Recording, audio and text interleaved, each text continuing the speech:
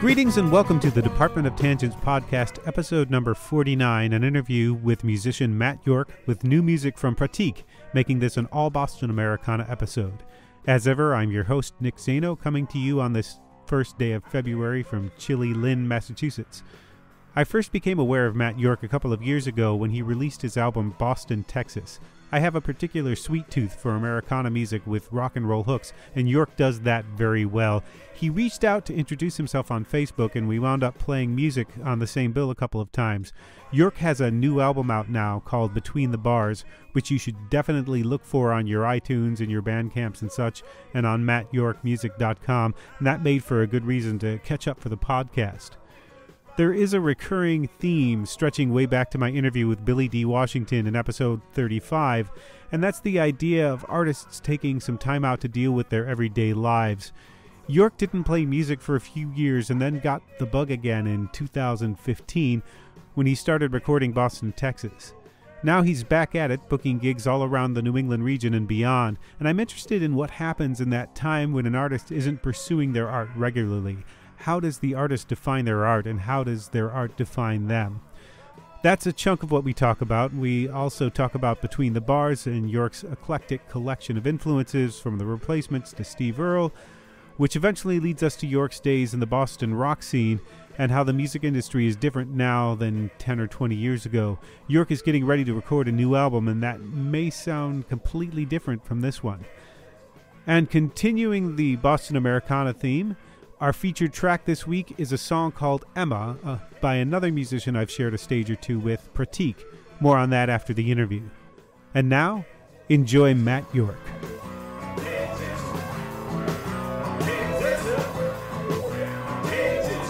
I heard a lot of sort of shifting influences and things in there. I'm not sure how many of them are purposeful.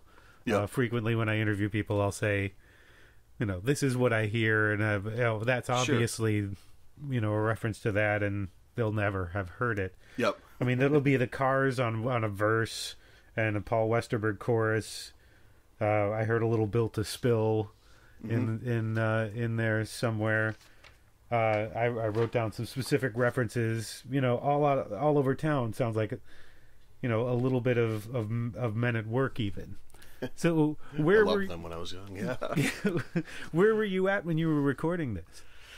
As far as where was I at? As far as what I was listening to and stuff. What were you listening to? What were you thinking you wanted to do with the music? So it's kind of funny because my dad was just this person that loved Lou Reed. He loved David Bowie. So I grew up. Those were my kind of my baseline. And as I got older, I really fell for bands like the Pixies. They were just huge to me, and Sonic Youth. Mm-hmm. But then in more recent years, I've really kind of moved over to the Steve Earle, Townes Van Zandt, and I had never listened to Townes Van Zandt in my life until maybe 10 years ago. And so that. So it's all kind of mishmashed together, And, I love the Replacements, and a lot of people have.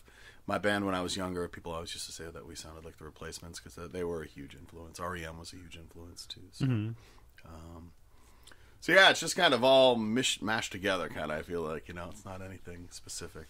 But there's a different sound from your last album, Boston, Texas, to this one.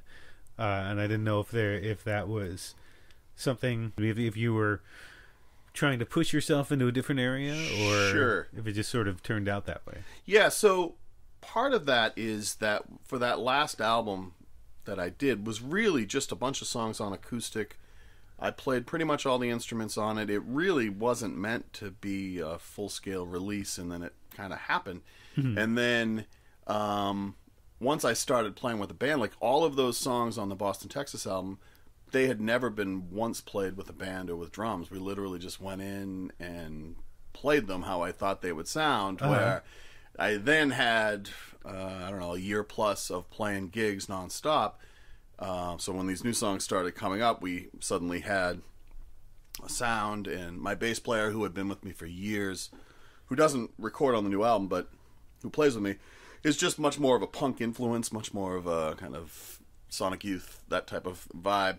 And so I think some of that kind of came in, and you kind of get this hybrid of some of the stuff that was on Boston, Texas, and some of the stuff that I used to do years ago. So, yeah, the weirdest sort of juxtaposition I thought was on When the War Began, which has a sort of fuzzy T-Rex sound to start off with, and maybe when the melody creeps in, even a little bit of Billy Joel. I know Billy Joel, some people love him, some people hate him. Yeah, well, I mean, I certainly listened to him a lot when I was young, and it's it's funny, that particular song I think was the first of the ones that I wrote for this album, and we recorded it about a year and a half ago at a different studio. It sounded very different, but I really loved that song, and I was really excited to kind of go in that direction a little bit. And then one of the things that bothers me about the new album is that it's kind of like 6 totally random different songs. There's no cohesion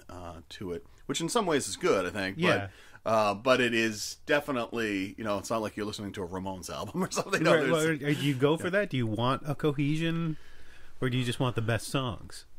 Well, so I'm getting ready to record another album here soon, and I think that it will be more cohesive, mainly because I think that I've kind of found my voice a little more probably than I had in the last couple albums, and the songs themselves sound a bit more uniform, not in a they all sound exactly the same way, as much as there's just kind of, I think I've kind of found what it is I'm trying to do a little better. So. What is that?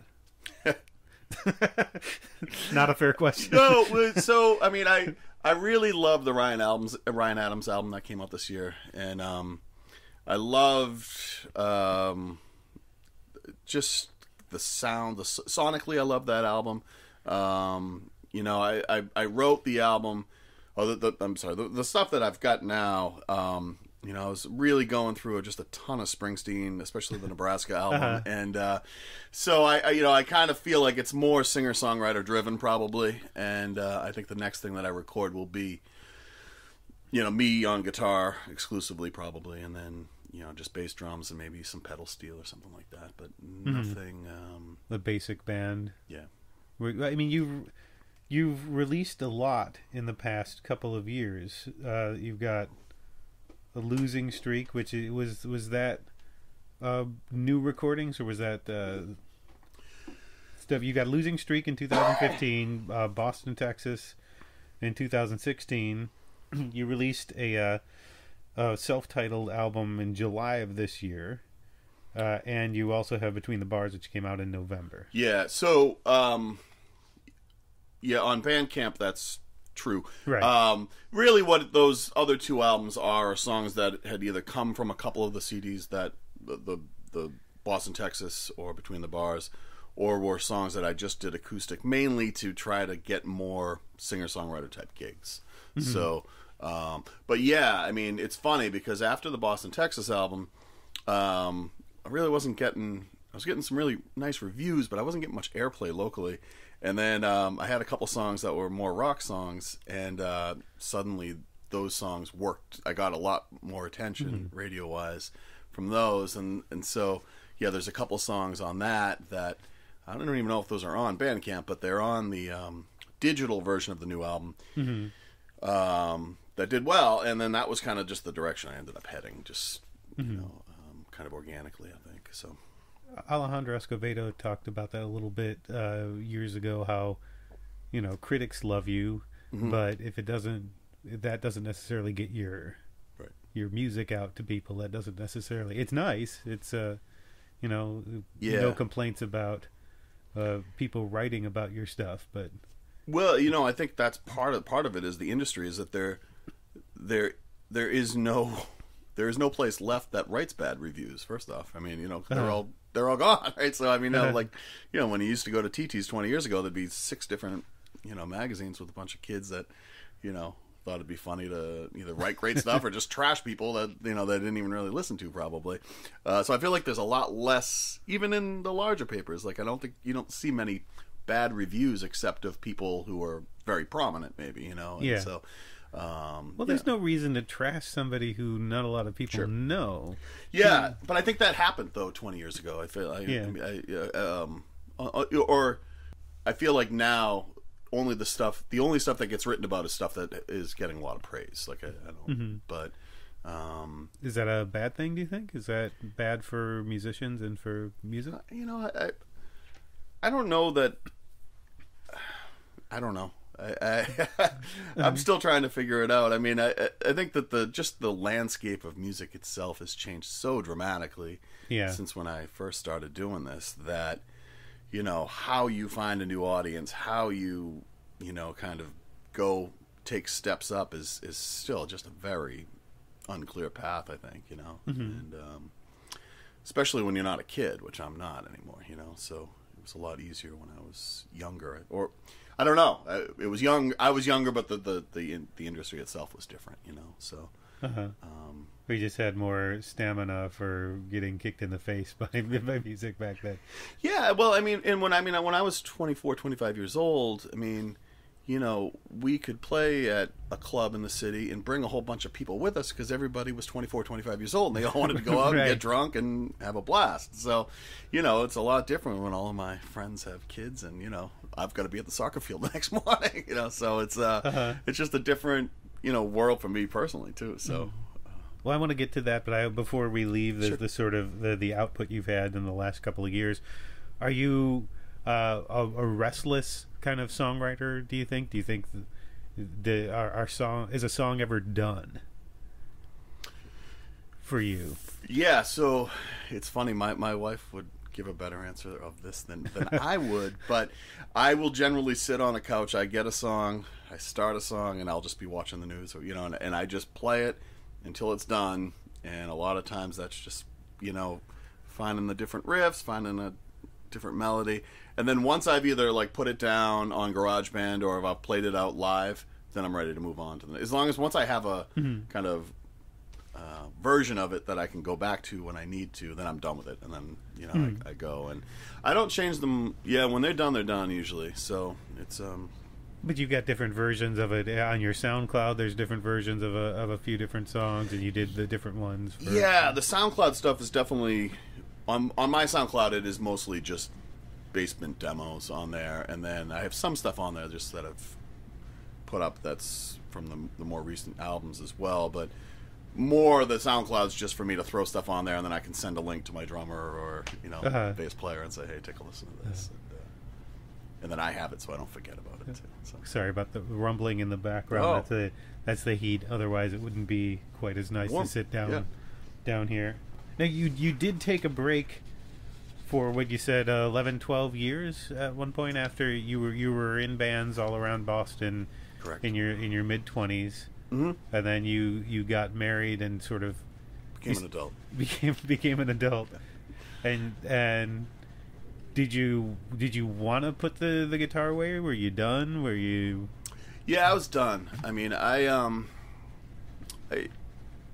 give you a little backstory if that's okay. Yeah. I'll tell. That's what this is for. This story. Yeah. So I grew up in Foxborough, and I might have told you this story when we were talking a couple weeks ago, but I met Rick Berlin, who was a big rock star at that time locally, yes. and he really liked my songs. He was, headlining the Channel. He was a big time rocker back then, and he really just became like an uncle to me. And so, by the time I was 15, I'm playing at Bunratty's with him and playing all these different cool places. And I had a band in high school that was playing all the different clubs.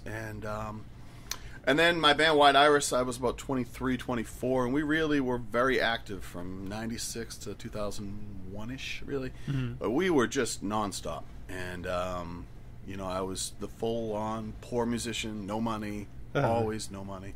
And... and then I met my wife in 2001, and I was done. I mean, I had worked so hard. It was a really hard time musically because the bands that might have sounded like us at the time, like Green Day or kind of the pop punk type stuff, was really getting lost to the Korns, the Limp Bizkits of the world had come along, and you just saw this shift in the industry, and there just didn't seem to be a path forward. And at the same time, our fan base was getting older. I was getting older, and it just wasn't as fun, And you can only see so many bands and drink so much draft beer before you say, "All right, I'm good."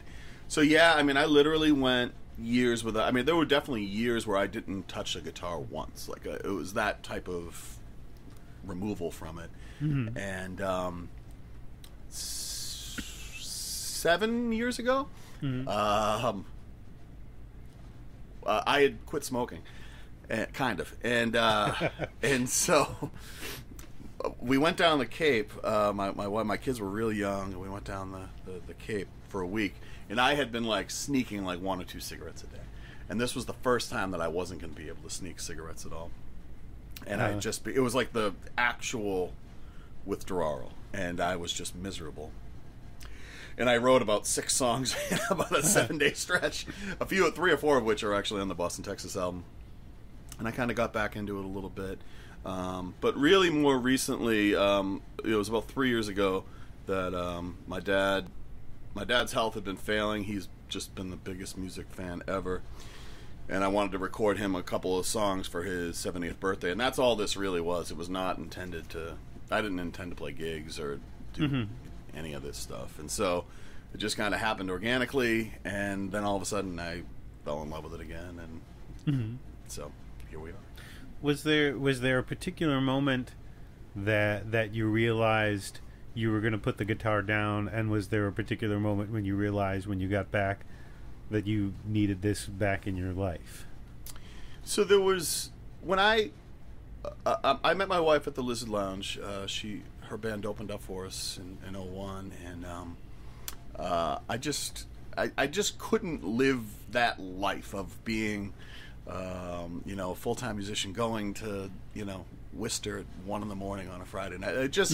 I'd done it, and I just had enough. And I knew how fortunate I was to meet my wife, and I was content. I was good, and I just didn't care. I just wanted my Saturday nights to be watching a movie and going to bed at 10 o'clock. And honestly, that's how I still like my life. But and then as far as how it turned back on.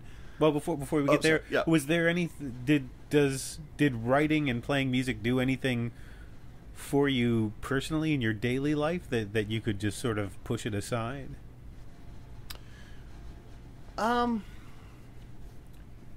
Yeah, I don't know. Was there something missing in that period? You weren't doing it that you felt you wanted? Honestly, I feel like not doing it was as happy a time in my life as ever. And part of that was getting married, having kids, just the kind of whirlwind of that. And so I guess that part of it could be attributed. I didn't miss a single part of it, honestly. I was good. I was totally good. And, I was resigned to it, and I got involved in a lot of things, like in my town, and I just kind of became active doing other things. And I was happy. I would be just as happy not doing it, but at the same time, my dad was such a big part of this, because he never pushed me to, like, when I decided to kind of pull back out of it.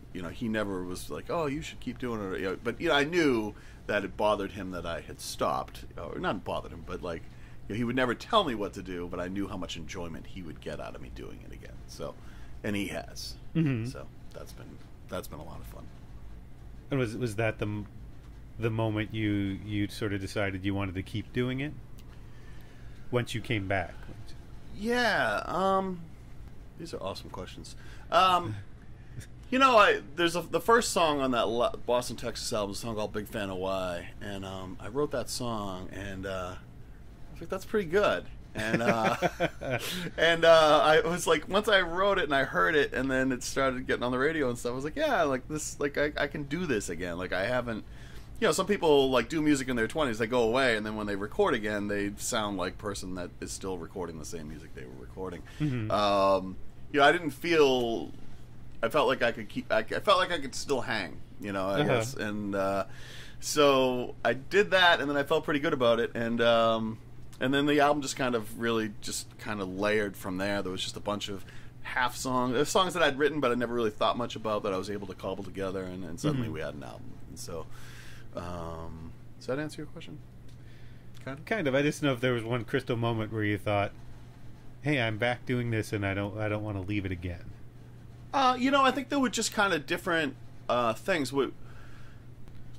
I started doing it and just starting playing, lousy gigs and trying to figure out to get to know people. I didn't know anybody in the music world at all, so I kind of had to, redo that. And then everybody was gone from when you're... Yeah, pretty much. And it's funny because, it's there are people who are my age that have never really left that music world, and they know everybody. And I don't feel like I knew many people back then. Our band was a... White Iris, the band that I played, was a really funny thing because we just brought a lot of people to shows, and so we could kind of put our shows together. So we didn't have, we weren't part of a scene per se. I mean, we knew a lot of those people, but my friends weren't music people necessarily. My friends were my friends, and that's probably a lot better than because in a lot of ways. Maybe they're not tired of it when you show the music to them, or they're not like, well, the song's good, but I mean, what you really should have done is use this kind of mic to record your voice for that. Or you get a lot of people that wanted to get on bills and stuff, and that would just kind of be your friend, and you might not really be my friend. I mean, there was that. So there was that, and so we had a lot of friends that were just just our buddies that didn't even know anything about music necessarily, or guys that I'd watch the game on Saturday with or something. So, so I'm sorry, I lost my train of thought. So we were just talking about, the if there was a moment it crystallized that you wanted. Yeah, so coming back, I mean, suddenly when I started getting airplay, I'm like, wouldn't it be funny to do the Rock and Roll Rumble? That would be really funny because I did it in 2000. I'm like, we should do it again. That would be really, really funny. And my bass player played with me 20 years ago or 17 years ago. I was like, that'd be funny if he played bass with me again. And you are wearing a Rock and Roll Rumble 2017 sweatshirt right now. So that was like a funny goal. Like, wouldn't it really be funny to go back? And I literally went and found pictures of who was at the Rumble in 2000.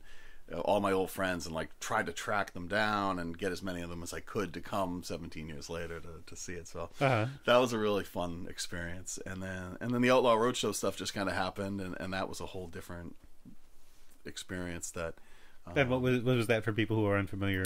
Yeah, so the Outlaw Roadshow was started maybe 7 years ago by Ryan Spalding, who runs a blog called Ryan Smashing Life, and Adam Duritz of Counting Crows, and it's just this roadshow of bands that they really like, and they've gone as far as, I think they went to Israel a couple of years ago, but they go up to Toronto. We did Nashville and New York with them last year, but they go all over the place, and it's just really, it almost becomes like this. I don't know. I hate fraternity, so I don't. That's not the word I mean, but.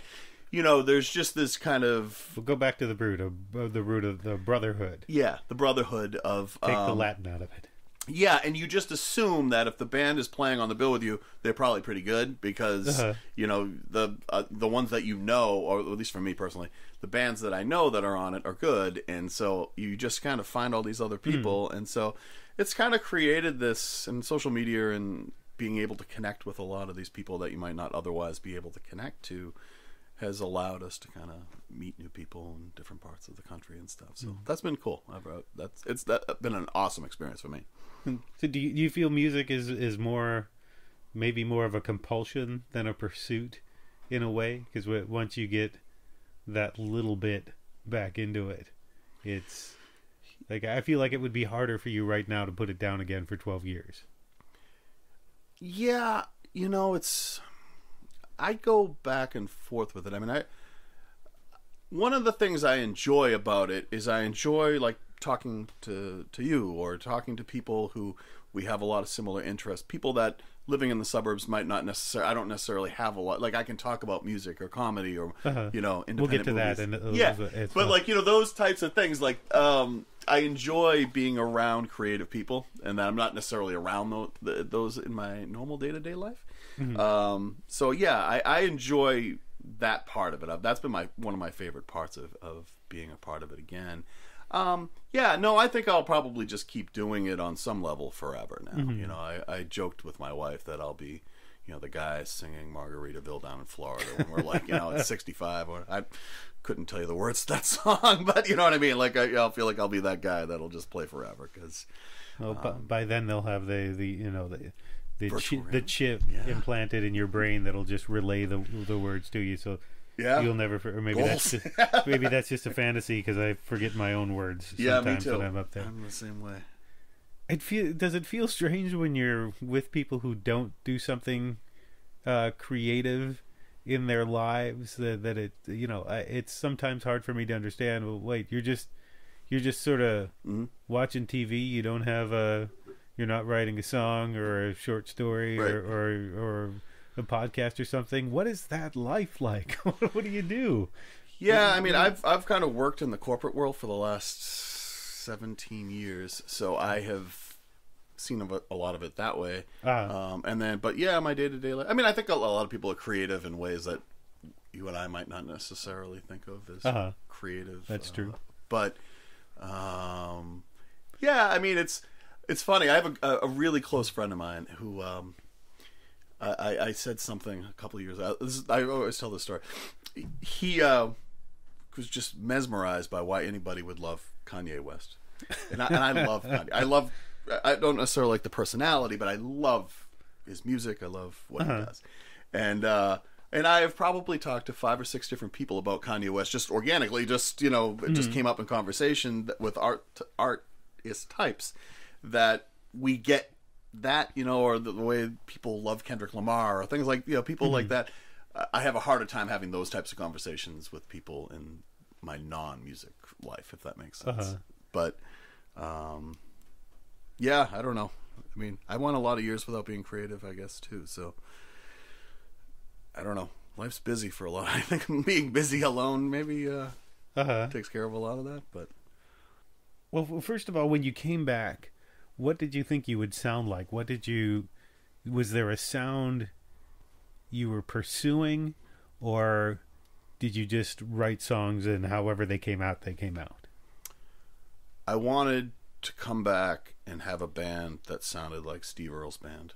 And I couldn't find a guitar player that was capable of being that person. And I couldn't play guitar. I couldn't play lead guitar and do. But I mean, I do that, but I couldn't play what I had envisioned, you know, kind of person noodling through. So that's what I really wanted. That didn't happen, and I just couldn't make that happen. You know, it was just at this point, anyways. And so, yeah, my drummer lives up in New Hampshire. My bass player lives in Lowell. So we don't live anywhere near each other. My wife plays bass with me sometimes, but yeah. Coming back initially, that was my thought, was to have like the pedal steel / guy that's really great at the Telecaster, and you know, just a real crack band. But you know, we ended up being more of a 3-piece, and we're a noisy band. Oh, you saw us over the summer. Yeah. So you know, it's a noisier thing than what the album. Certainly, the Boston, Texas album is not at all like that. So yeah, it's a different world from if somebody saw you play solo to playing with the band. And I love doing both of them. I mean, I really do. I don't really have a preference, honestly. Like I never ever play electric guitar unless we're rehearsing or playing a gig. So it's fun to get up and play loud. Yeah, it's good noisy. To Well, I own an electric guitar. I'd like to play it every once in a while. It's good to have It's just good to play with a drummer. Yeah, I agree. So they can have a backbeat behind it. Yeah, no, it's. I am fascinated by people who are like in like 6 different bands, and everybody like I've never done any of that type of stuff, so I don't feel like I could ever be somebody's guitar player or like I always feel like I just have to be the person that wrote the songs, and but I enjoy. My bass player Jeff and I have been together since we were 21 years old, 21. So, we're brothers. It's our whole life practically. It seems like our whole adult life. Well, I don't know if you'd feel the same way. Part of I always identified with the writer part, the songwriter part of being a musician. I wonder if that's partly because I know I could never be like the virtuoso guitar player or the virtuoso drummers where I started out. But I feel like writing good songs is something I could do. Sure. Yeah, so I have a cousin who's 10 years older than me, and this is true. He, the Guitar Center, I don't know if they still have it. They used to have this thing called Guitarmageddon, where they'd find the best guitarists in the world, and they would go to Cleveland, to the Rock and Roll Hall of Fame. They'd perform on the stage. They would, and my cousin is the champion. He won it about 15, 16 years ago. And he's just, I mean, he's a freak. He can hear, he can play Jimi Hendrix note for note. He can play Eddie Van Halen note for note. He can play anybody. And he's a professor, teaches guitar. And I just knew at a very young age I would never be able to do. Yeah, so, I mean, I just saw, a guy who's a very popular guitar player, John Finn, who's a professor at Berkeley. He was my guitar teacher when I was a young kid, like at a local guitar shop before he had kind of... moved on. And so I just saw how good they were. And I was an Eddie Van Halen kid when I was 12. I spent 6 months learning Eruption. But I could still play all those songs, but I could never learn anybody else's songs. I was a guitar teacher, but I was kind of bad at it because I could, like, people would be like, hey, teach me this Led Zeppelin song. And I'd spend 3 hours trying to learn it, and it was before tablature and stuff. So yeah, I was writing songs when I was 11 years old, and I had a ton of them by the time I was 15, 16 years old. And so, yeah, to me, the songs that's what it's all about. Yeah, they're different but related skills. I think it would take a long time to woodshed to become that guy who can just step out on stage and play a lead over anything. Well, my favorite guitar players, too, are people who write great riffs. I just love, when I hear, like, a Pixie song and I hear... Here Comes Your Man or something like that. That to me is like as good as anything Eddie Van Halen ever did, because it's just, I don't know, I just love that type of stuff. And so, I loved Sonic Youth so much when I was younger, and I just loved all the dissonance and all that stuff that I felt like I'd never heard prior to that. So, but yeah, I was never like a big Guitar Gods Hendrix guy, or I loved songs. And so, when I was a kid, I loved a lot of the metal stuff. Or the metal or faux metal, depending on what you think of it. What bands did I see? I saw some bands I'm not quite as fond of now. I saw Great White and Tesla, Cher and a Bill, and Badlands. Remember that band? Yeah. Jake E. Lee's from Ozzy Osbourne's band. Right. Which just were... To me, it's silly, but as a teenager, I'm like, that's not a real band. Like, Great White's a real band. Right. That's not cool, because it was like 4 really hairy guys doing like high knee kicks while they were playing, and it just seemed so weird to me. I don't know that I could go back and see a lot of the shows I went back that I saw as a kid. I feel like those guys, it was almost like a sport for those guys. Like, they just had got so good at what they were doing. And it just, like, I think I must have been about 16 when I got the Sex Pistols album, and that, like, once I heard that, and I was like, oh, you can just do it that way, and it takes, anybody can play those chords, and if you have that spirit, which I kind of just did and naturally, then that was all I needed. I stopped caring, I think, about the Eddie Van Halens of the world at that point. But the band and Tom Petty really sort of turned me around in terms of what I should be doing as a musician and a songwriter. Yep. And that was only like a decade ago that started. Yep. Yeah, and I mean, like I said, my dad was such a big Lou Reed guy that to me he was just the master when I was younger, and there was never there was beautiful playing on those albums, but there wasn't stuff that I could learn it, or I could, do something that was similar to it, and where some of the other stuff it's like a foreign language to me. Like I have no idea, it's like I could not play that. Lou Reed's kind of an underrated guitar player, I think. Yeah. You see that stuff. I've got it in my head. It might not be exactly. I might not be remembering it exactly the way it was, but I remember seeing him on the New York album. Playing. I loved that album. Well, I remember I think he was on Saturday Night Live playing that. He was playing this. Okay. The Steinberger, the with no stock, no head stock, yeah. Playing that and just tearing it up and thinking, wait, that's not the Lou Reed that I remember. Well, and I think I remember. I feel like I read every book there was on him, but I feel like I remember reading, like, as he became older, he became obsessed not only with becoming a better guitar player, but also guitar sounds, and he was always trying to find just like the right amps and things like that. Yeah, the Rock and Roll Animal album, I forget who plays guitar on that for him, but that live album with Sweet Jane and Rock and Roll and stuff, that I remember just playing hours and hours trying to figure out all those chords, and yeah, the progression to Sweet Jane to me was just like, there was nothing better than that, you know. Yeah.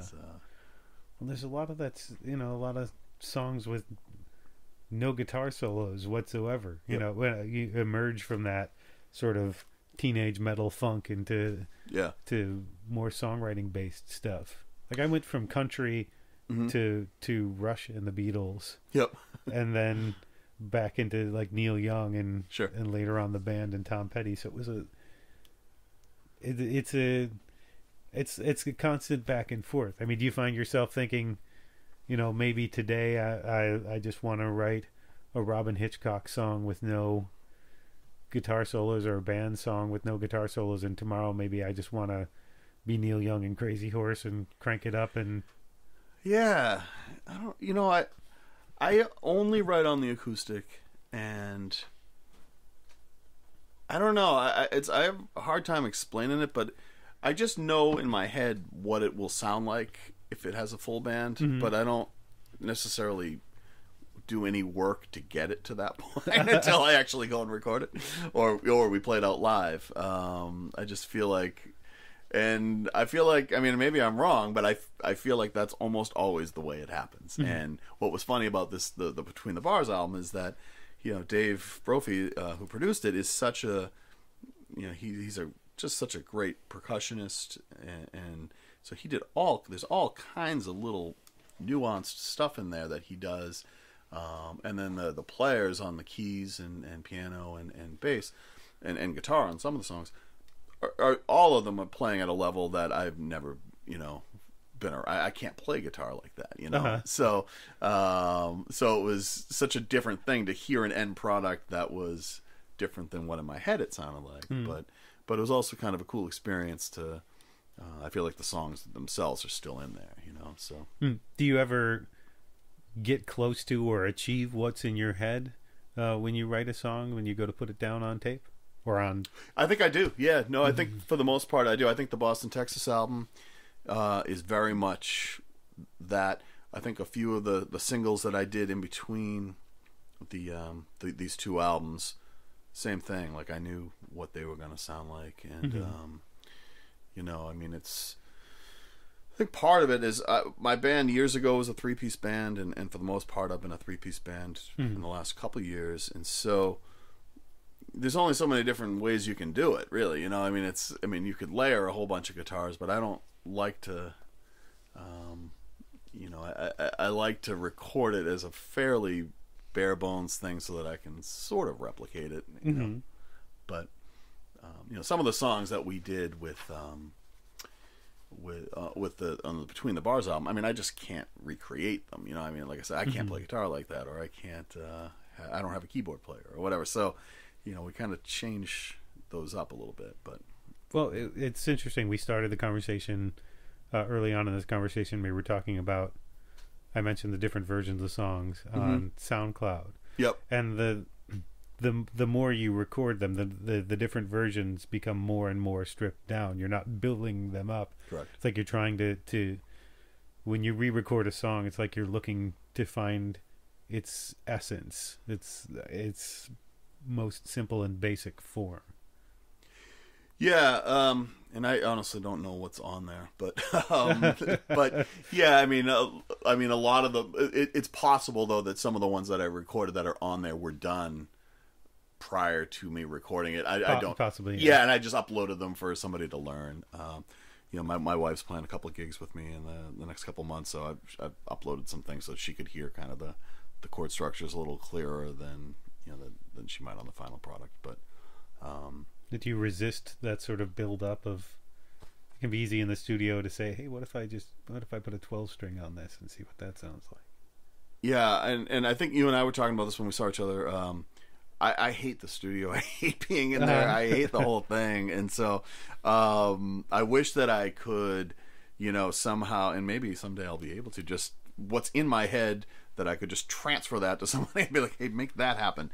Because I just get really bored, and there's nothing I enjoy about it, really. But, but yeah, no, I try to keep it as big. I think years ago, we always kept it as basic as we could because we never had any money for the studio. So it was always like we were trying to rush it as fast as we could. And there was no,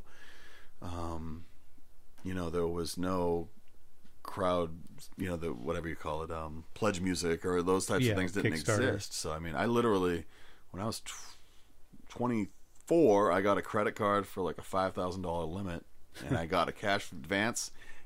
And I was like, if I ever get signed to a record label, I'm going to pay that back. That was how we made our first album.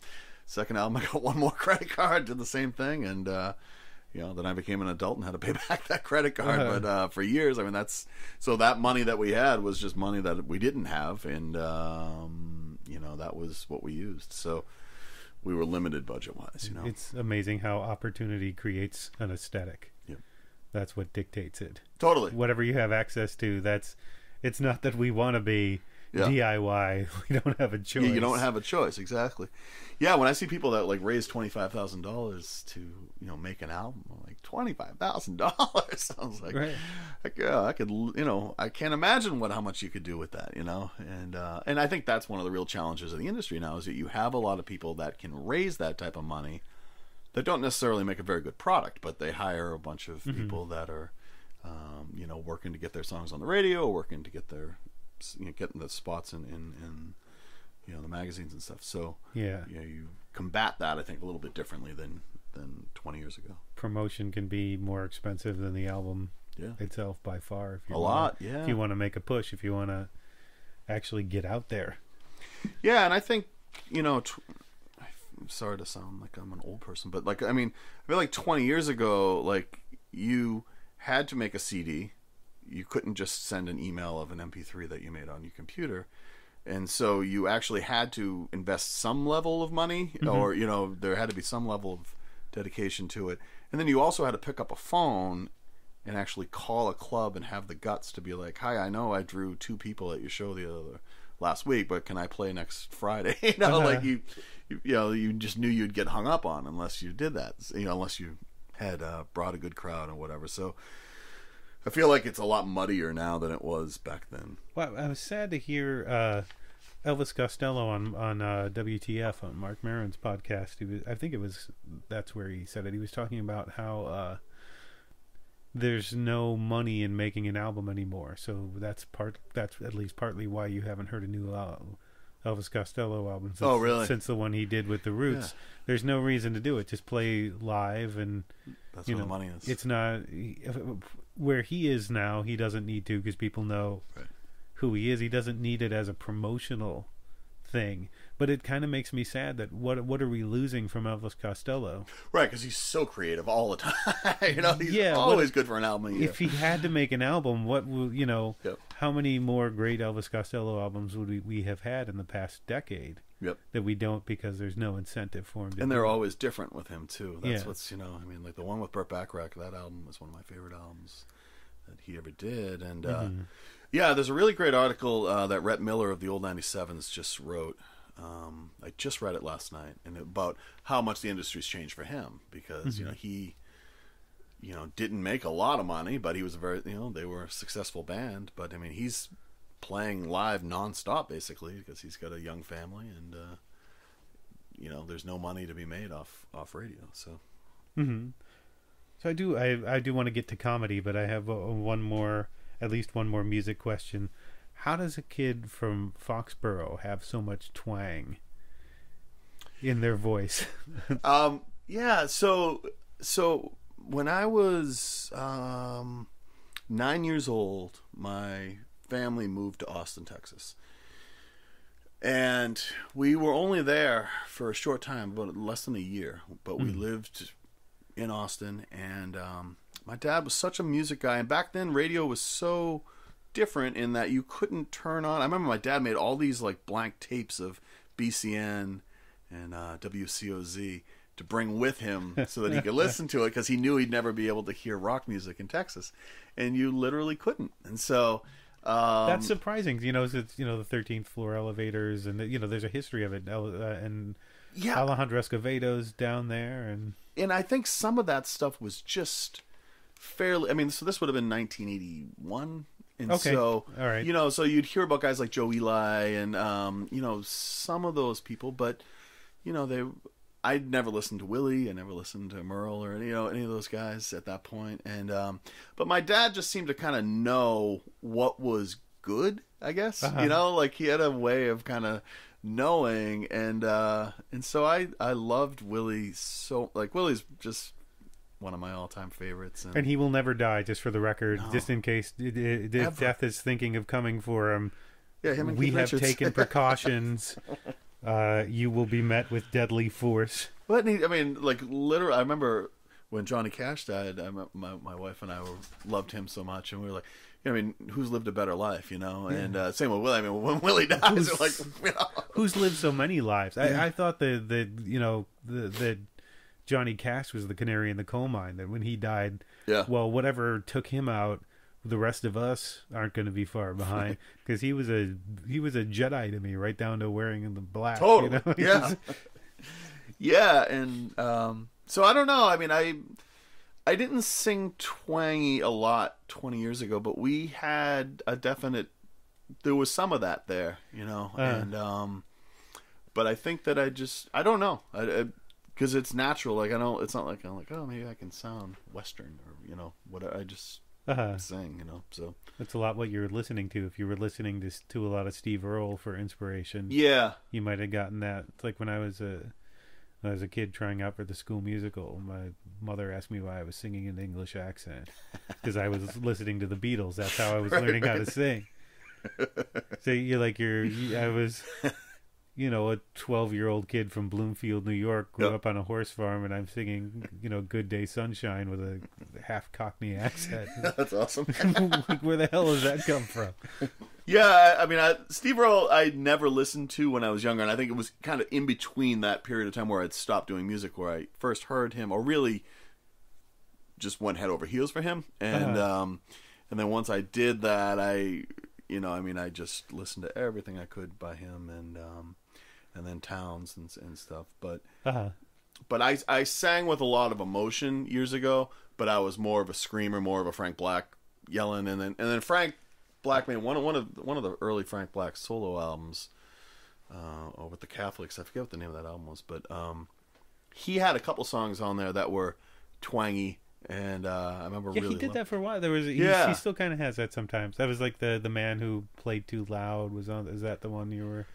I forget which one. The one with this sort of brownish sepia tone.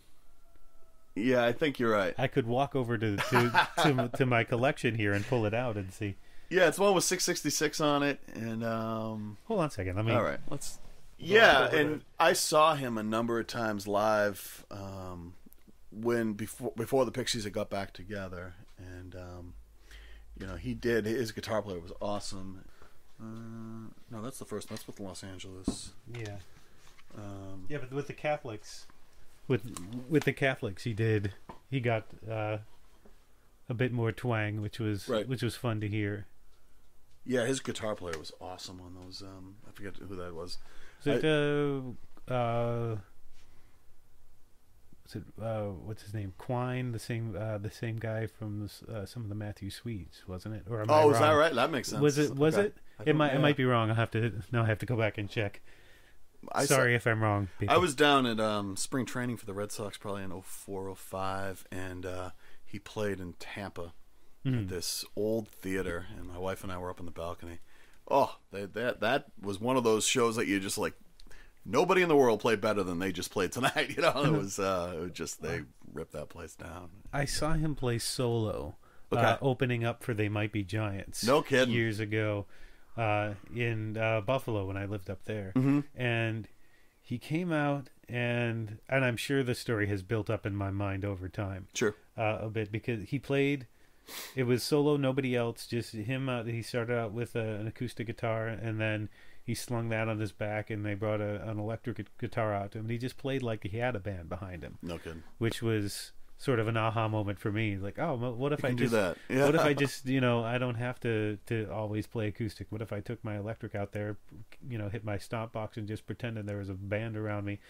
But they kept bringing guitars out to him, and in my mind, he looks like he's sitting on the Game of Thrones. Yeah. Because by the end, he never took a guitar off, and they brought like 10 guitars out to him, and he just looked like a porcupine walking off stage, trudging off with all these guitars on his back.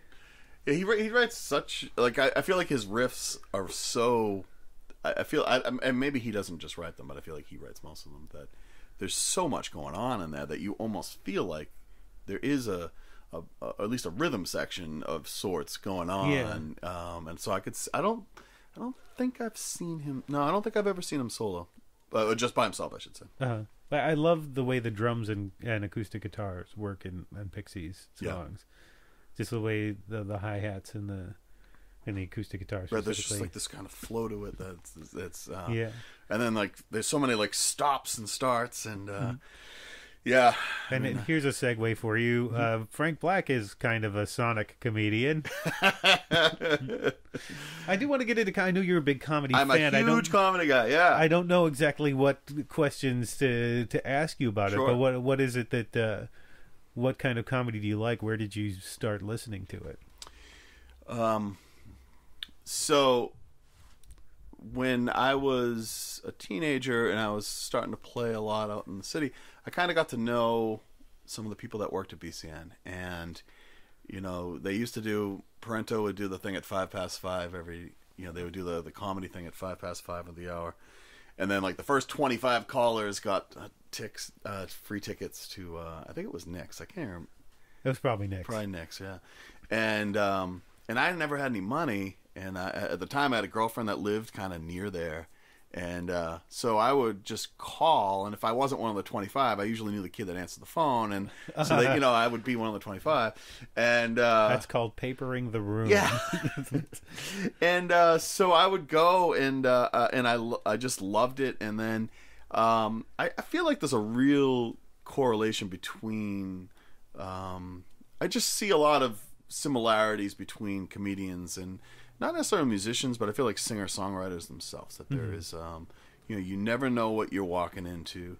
I feel like it must be a lot more uncomfortable to be a comedian when you go and you're like, oh my god, this is going to be the most uncomfortable corporate gig, or oh my god, there's 5 people here, how am I going to do stand-up, Well, and the singer-songwriter comedian is a good parallel, because I was talking to somebody last night about, they were saying they thought of, being a comedian was probably much tougher than being a musician. And I think that's true in a lot of ways, because for certain kinds of comedians, probably most comedians are going out there and you're offering your personality, and sometimes your real world experiences. So these people aren't rejecting the melody, they're rejecting you. Right. So if they don't like that's your exactly art, right. they don't like you. And that can be true for certain types of singer-songwriters as well. Yeah, and I mean, certainly, I remember how much of an impact Kurt Cobain, when he killed himself, what an impact that had on me, because I was 22, and 21, 22, and I was like, I'm dropping out of college, and I'm gonna do music, and then when I was saw him, I was a kid, I didn't know kind of all the dynamics behind it, but I just thought, God, if he can't be happy doing this, how can anybody be happy doing it? Right. This guy is a god, and then you see so many different people who have died from drugs or suicide or whatever in comedy, and I feel like there's a lot of loneliness for an awful lot of them, and so I guess that intrigues me. You feel that's the same as musicians, or you feel a little? Yeah, I feel like I am personally not like that, but I feel like I witness a lot of it in both worlds. So I don't spend time in the comedy world, but I feel like just from afar that there is a lot of that. And but then you're a happily married guy who seems to have a lot together in his personal life, who just wrote a 6-song album, most of which takes place in bars with people who are deeply unhappy. Correct. Yes, and I don't drink. I feel like you could. There's some of that dynamic. You know, in it's you funny. That maybe you don't my recognize. parents got divorced when I was a teenager, but they pretty much split up when I was 11, and I was literally writing breakup songs from. I had full albums. And I could visualize, like when I went and lived with my mom and my sister and I could imagine how hard that was for my dad, and certainly now as a father, I totally. But I could, at that point, I could visualize like how much of a pain that was to him to not have his family, and so I was able to write about that. And then as a poor rock and roll person, I feel like I had a really good knack for finding really bad rock and roll girlfriends that allowed me to continue that kind of theme of this person's crazy or this person's a drunk or whatever. You need to write literally the song "Bad Rock and Roll Girlfriend." Bad rock and roll. And then I met my wife, and I always joke that like she was the worst thing that ever happened to my songwriting, because she's like normal and she's nice and she likes me, and and she's Nobody wants to hear that song. Nobody wants to hear that song, right? And then I married a normal woman. Yeah, she's great. Everything is so nice. My kids are good. Right. Yeah, we pay the mortgage, like all those things. It's like all the things that snappy little tune about paying the mortgage. Yeah, right. So, but then what happened, is when you have kids and then you suddenly become your friends become the parents of your friends' kids. You kind of grow up with this whole, and many of them are very dear friends of mine, but suddenly you start seeing divorces happen again, or separations, or things happening in those marriages, and that honestly for me that sparked it again. Like I was like I totally. It's like, oh God, I know how much that guy loves his kids, and all of a sudden, he's like living on his buddy's couch, and so suddenly that was, and same thing with alcohol. I don't drink, but I would see the effects that alcohol had on people, especially when I came back to doing music, and you just there's just so many drunks in music, there just is.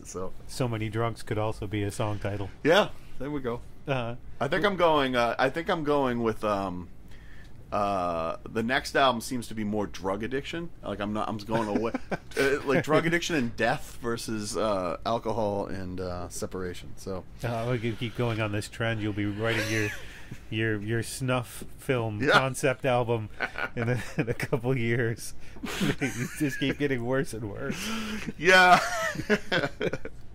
What brings you to that though? What makes are you pushing yourself to find the something something a little more deeply felt, something that territory that you've not been in? Yeah, I don't know.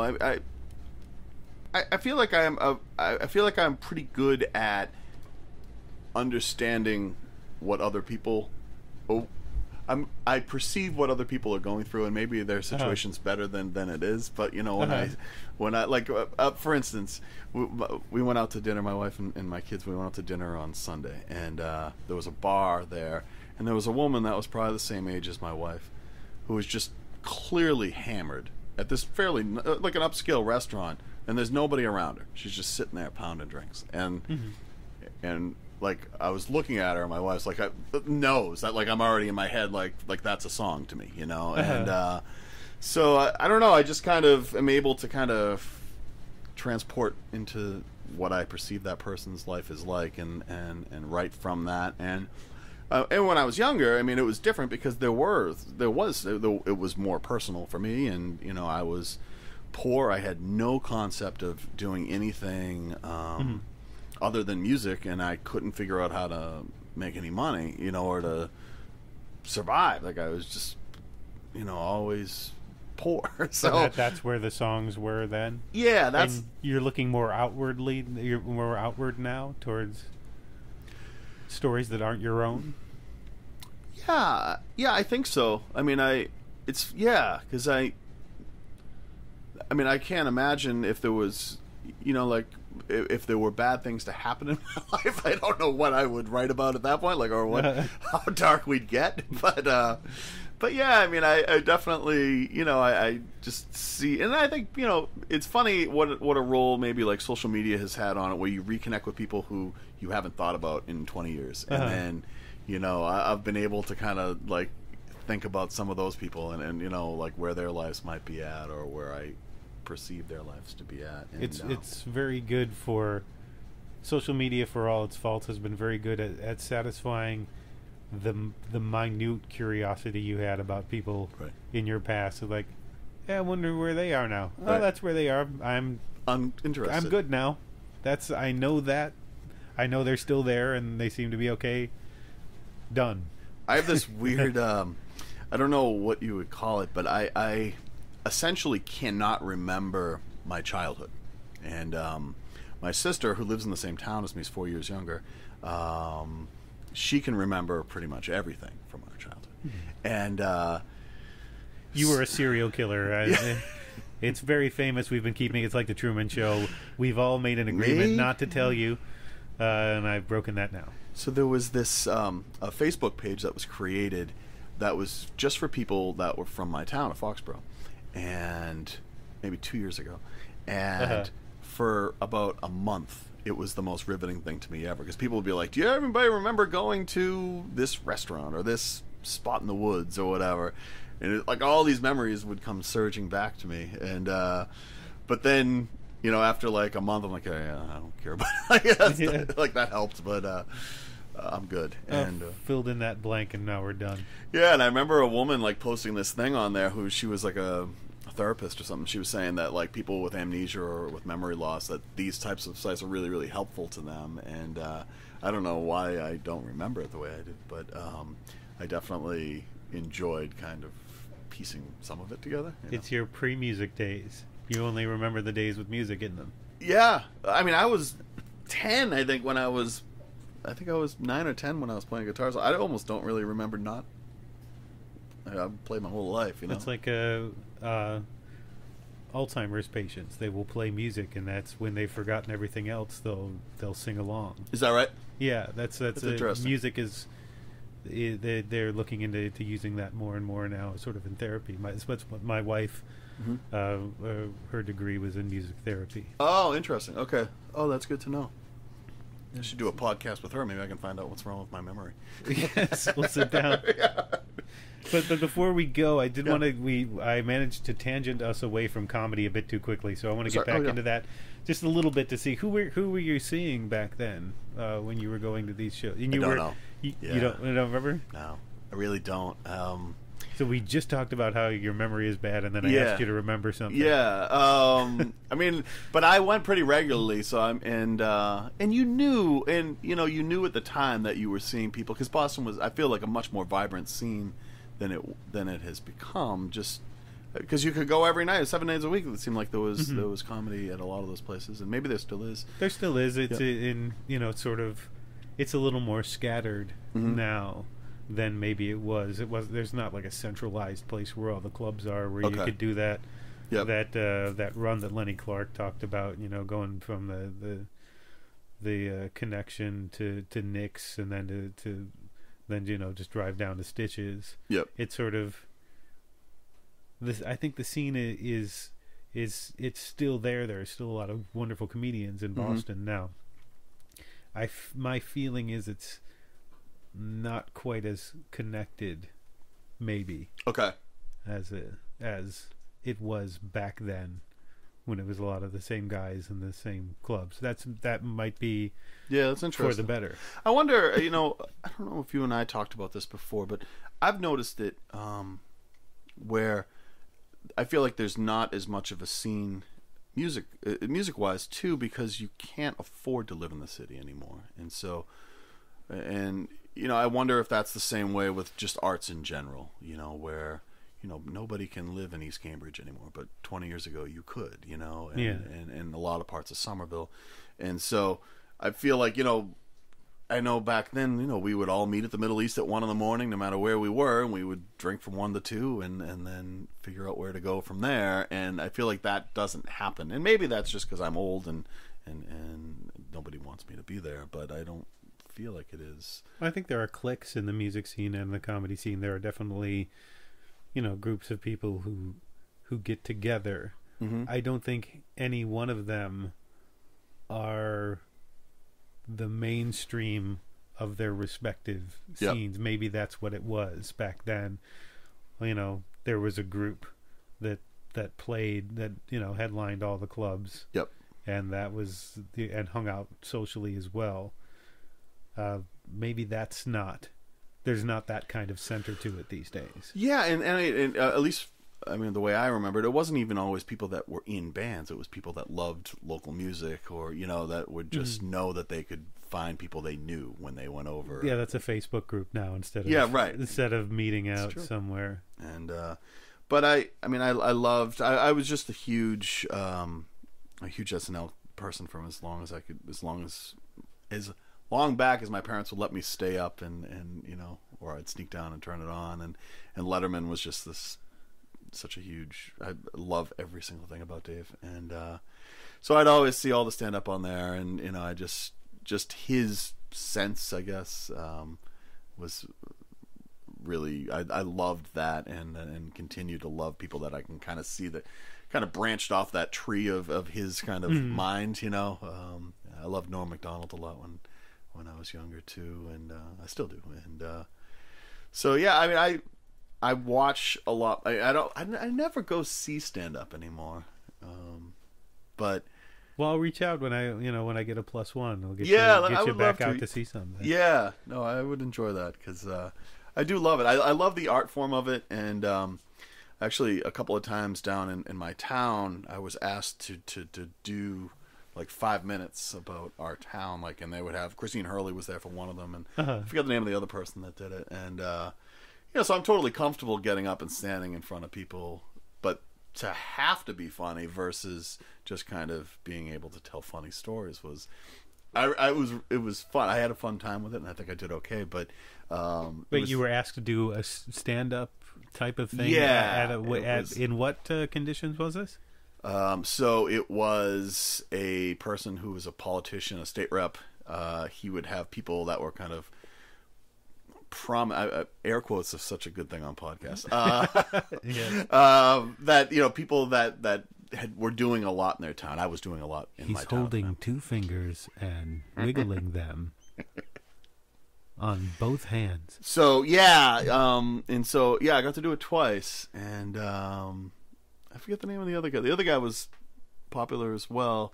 And so there's like 4 or 5 of us that did like 5 minutes, and then the headliner would come. I think they had 2 headliners each time. But you can learn the difference between telling funny stories between songs and actually doing stand up. Yeah, very quickly by being tossed up there. And this was an incredibly friendly crowd of people I knew who wanted to laugh, and but I can't imagine. I don't think I've really ever been heckled as a live performer, like music wise, but I feel like I could handle that fine. But I don't know how people do it in comedy. I just I know, like, if I'm playing a show and it's like a really quiet listening room type environment, and there's like that one person that's like talking, like it just it pulls away. I'm sorry, it pulls away from my ability to focus in on the song. So there are a couple of different schools of thought there. Do you get louder to try to drown them out, or do you get quieter so that they get singled out and people? I usually look at them and, and try and let them know that I'm unhappy about it. But it's it depends what the setting is, I guess. But Yeah, I have. I just get. I may be worse than most people because I'm the person, like, if we're at a restaurant and I hear an annoying conversation, like, I can't have a conversation because I'm just so pulled away by the one that's bothering me. You know? I saw. Do you know Hamill on Trial? Ed Hamill. Hamill on Trial. He's he started out in rock bands and then went to sort of the anti-folk movement. So he has the ability to make an acoustic guitar sound like a helicopter landing. He can pull that out when he needs to. And he was working on a one-man show at a place here that can be a listening room. I don't want to call them out, but it's a room that can be a listening room. Yep. But it's also it's no cover, so people come in to just sort of drink. Yep. And he's trying to work on this one-man show for Edinburgh, and people are just sort of rowdy in the background. And I saw him one night just sort of give up on the one-man show and just go back to his sort of rock club instincts and just sort of play the louder stuff to try to, you ask people to quiet down, but they've got no reason to if they haven't paid a cover to get in. They've come to drink. I remember playing at Arlene's Grocery down in New York, and this 20-something years ago, and we were just noisy as hell. We had been preceded by a band that was like a true Ramones type sounding band, and then this band got up and it was like piano, acoustic, and this really small voiced female singer, and it was just this rowdy group of punks. And after the first or second song, the guy that was accompanying her was like, "Hey, if everybody could just quiet down." And I remember the bass player from the other band saying, "Look at us, like there isn't a chance that's going to happen." And it's yeah. So I mean, you got to pick your spots, I think. So what have you got coming up in 2018? I don't know exactly what I'm going to do. I do want to. I want to get down south and play some shows down there. I want to record again in the spring, hopefully. And I don't know if I can marry those two together and maybe record somewhere down south and also play some shows down there. But I just got back from playing Toronto last month, and I think I would like to go up and do that again. I really, really loved it up there. And they seem to tolerate me up there. So, I kind of feel like I'd like to be able to use music as a way to kind of do fun experiences that I never got to do before, you know. So that's kind of, I'm kind of trying to pick different things. I'm like, oh, yeah, that'd probably be fun to try. So. We'll check back mattyorkmusic.com. mattyorkmusic.com, that is correct. Anywhere else people should look to follow your stuff? On the Facebook and on the Twitter, Matt York Boston. And I'm on Instagram, but I kind of don't really use Instagram. So yeah, Facebook and Twitter.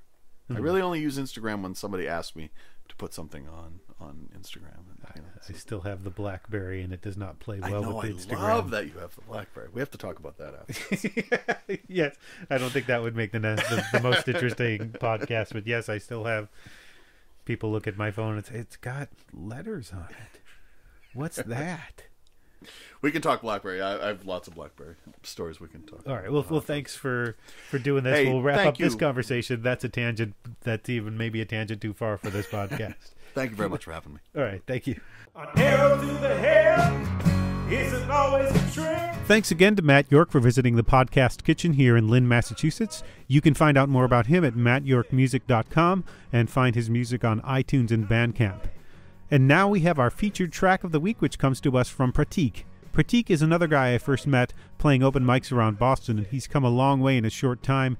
He's a fantastic writer and performer, and this is his latest single, Emma, which was written up recently on Vanyaland Music and Beyond. You can find out more about Pratik and his music and his upcoming dates at pratiksongs.com. And now, enjoy Emma.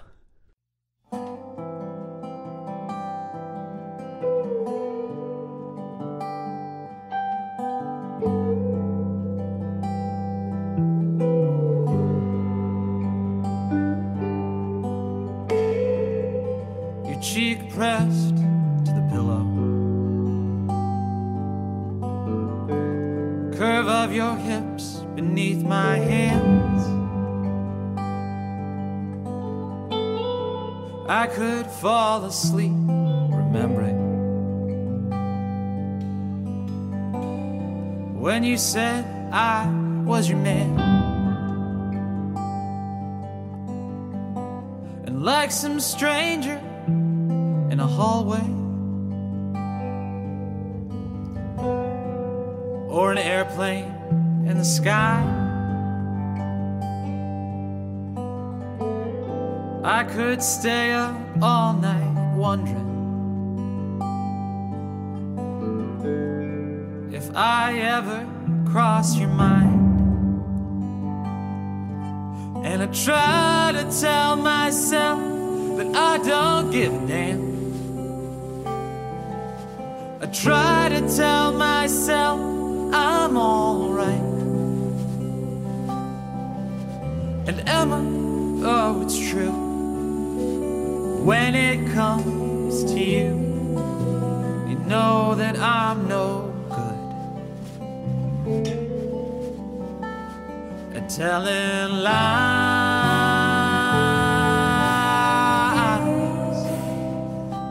at telling lies,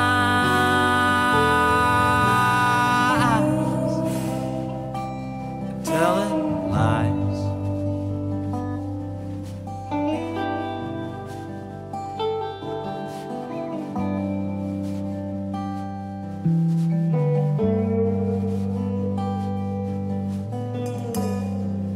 It's a colder wind that's blowing, and I can barely find the words. Just a boy and all his anger at a New York City girl.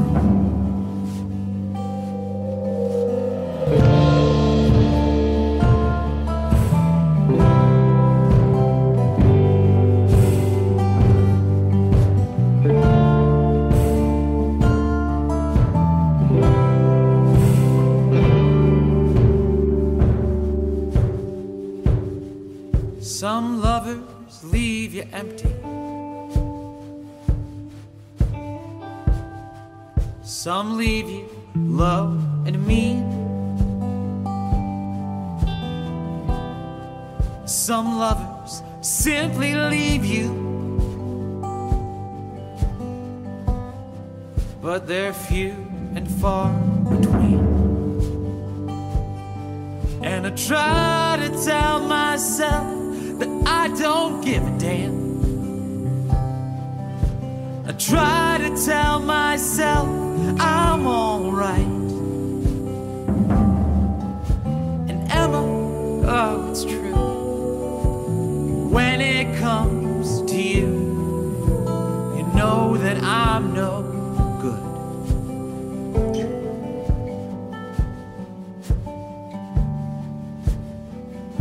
at telling lies,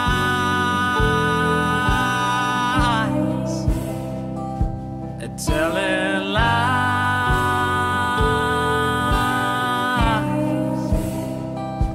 at telling lies,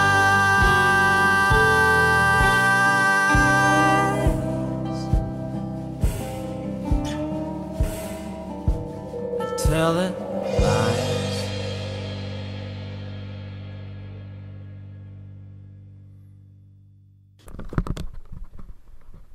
Neil Young.